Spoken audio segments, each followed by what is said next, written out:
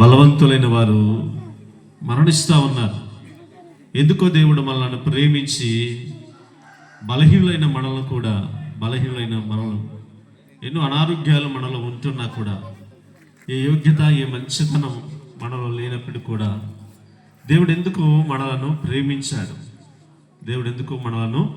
ప్రేమించాడు. ఎందుకు అనంటే, ఒకవేళ మనలో ఏదైనా లోపం మనలో ఏదైనా ఉందేమో దాన్ని సరి చేసుకుని తన నమ్మినటువంటి బిడ్డల పట్ల దేవుడు కృప చూపించి ఆత్మీయంగా ముందుకు నడిపించడానికి దేవుడు మనందరినీ కూడా ఈ 2026 సంవత్సరం అనేటువంటి దయా కిరీటాన్ని దేవుడు ధరింపజేస్తాడు.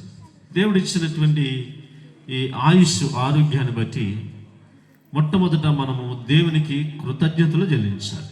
గడిచిన 2025 సంవత్సరం అంతా దేవుడు మన పట్ల దేవుడు చేసినటువంటి మేలులన్నిటిని బట్టి, అంటే బాధలు రాలేదా, ఇబ్బందులు రాలేదా, సమస్యలు రాలేదా అని అంటే, ఇవన్నీ వచ్చినప్పటికీ కూడా తన ఉచితమైనటువంటి కృపలో మనల్ని సజీవ లెక్కలో ఉంచాడు. ఎన్నో శోధనలు, ఇబ్బందులు, సమస్యలు, మరణాపాయాలు ఎన్నో వచ్చాయి. కానీ వాటన్నిటిని దాటించి దేవుడు మనల్ని తన కృపలో భద్రపరిచి సజీవ లెక్కలో ఉంచాడు. దేవుడు మనల్ని సజీవ లెక్కలో ఉంచాడు. గడిచినటువంటి సంవత్సరాన్ని అంతటిని బట్టి దేవుడు చేసిన మేలును బట్టి దేవునికి మనం మొట్టమొదటిగా కృతజ్ఞత చెల్లించాలి. కృతజ్ఞతాస్తుతులు చెల్లించడం మంచిదంటా ఉన్నాడు. కృతజ్ఞత చెల్లించాలి. గడిచిన 2025 సంవత్సరానికి మనము దేవునికి కృతజ్ఞత చెల్లించాలి. రెండవది 2026 సంవత్సరాన్ని దేవుడు మనకిచ్చాడు కదా. సంవత్సరం అనేటువంటి దయా కిరీటాన్ని దేవుడు మనకి ఇచ్చాడు. ఎందుకు ఇచ్చాడు అని అంటే, మనందరము కూడా కదా, మనం ఈ 2026 సంవత్సరం అంతా మనము తన ఉచితమైనటువంటి కృపలో ఆత్మీయంగా మనం ముందుకు నడుచుకోవాలి అని అంటే, మనం ఏం చేయాలంటే విశ్వాసములో ముందుకు సాగాలి. ఏం చేయాలి? విశ్వాసములో ముందుకు సాగాలి. ఈ విశ్వాస ప్రయాణంలో ఎన్నో ఎదురు దెబ్బలు వస్తూ ఉంటాయి, ఎన్నో సమస్యలు వస్తూ ఉంటాయి. అయినప్పటికీ తన కృపలో మనందరినీ కూడా భద్రపరుస్తూ ఉన్నాడు కదా. మనం ఏం చేయాలి? విశ్వాసములో ముందుకు సాగుతూ ఉండాలి. విశ్వాసములో ముందుకు సాగుతూ ఉండాలి. విశ్వాసములో ముందుకు సాగడం అంటే, మన హెబ్రీయులకు రాసిన 11వ అధ్యాయంలో చూస్తే కనుక అక్కడ అనేక మంది విశ్వాసాలకు జాబితా కనబడుతుంది. వారు ఎన్నో శ్రమలు, వారి ప్రయాణాలు ఎన్నో శ్రమలు అనుభవించారు. అయినప్పటికీ కూడా వారి విశ్వాసమును విడిచిపెట్టలేదు.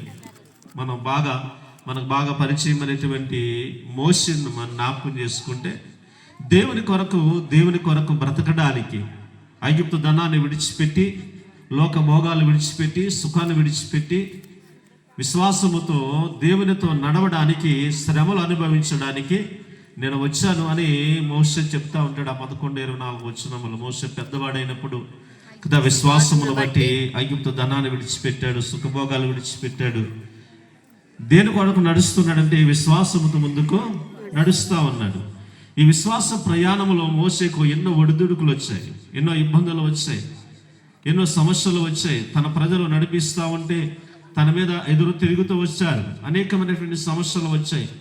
తన ఇంటి వారితో సమస్యలు వచ్చాయి. అయినప్పటికీ కూడా విశ్వాసమున కర్తయు దాన్ని కొనసాగించేవాడైన యేసు వైపు చూస్తూ ముందుకు సాగాలి.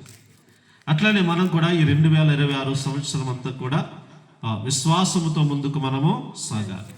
ఎన్నో ఆలోచనలు మనకున్నాయి, ఎన్నో తలంపులు మనకున్నాయి. ఏదో చేయాలని ఆలోచన మనకుంది, ఏదో జరిగించాలని, ఈ 2020 సంవత్సరంలో ఇలా ఉండాలని ఆలోచన మనకున్నాయి. ఇవన్నీ మన జీవితాల్లో నెరవేర్చబడాలి అని అంటే వినండి, విశ్వాసముతో ముందుకు మనము సాగాలి. మోషే వలె విశ్వాసముతో ముందుకు సాగాలి. గడిచిన దానికి కృతజ్ఞతలు చెల్లించాలి మొదట.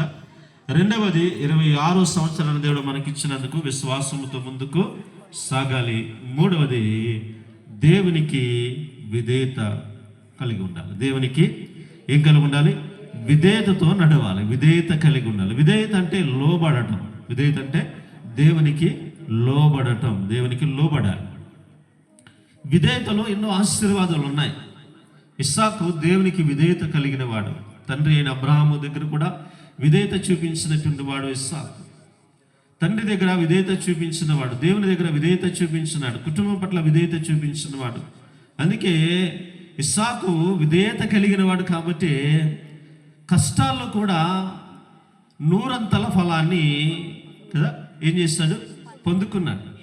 ఇస్సాకు విధేయత కలిగిన వాడు కాబట్టి కష్టాల్లో కూడా, కరువులో కూడా, ఇబ్బందుల్లో కూడా 100 ఫలభరితమైనటువంటి జీవితాన్ని అతను పొందుకున్నాడు. అక్కడ కరువు వచ్చినప్పుడు మనం చూస్తూ ఉంటాం, ఆ దేశమందు కదా ఇస్సాకు విత్తనం వేయగా 100 ఫలము పొందింది. ఎందుకు పొందాడు?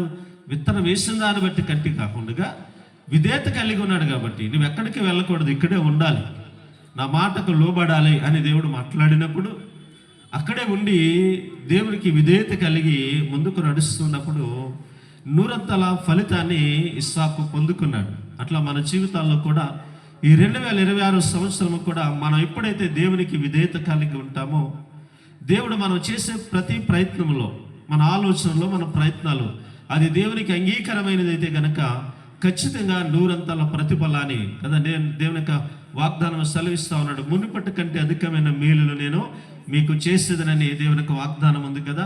అలాంటి వాగ్దానం మనందరి కుటుంబాలలో, మనందరి జీవితాల్లో దేవుడు నెరవేరుస్తాడు. కాబట్టి ఈ 3 విషయాలు మనం జాగ్రత్తగా జ్ఞాపకం చేసుకుని కృతజ్ఞత కలిగి ఉండాలి.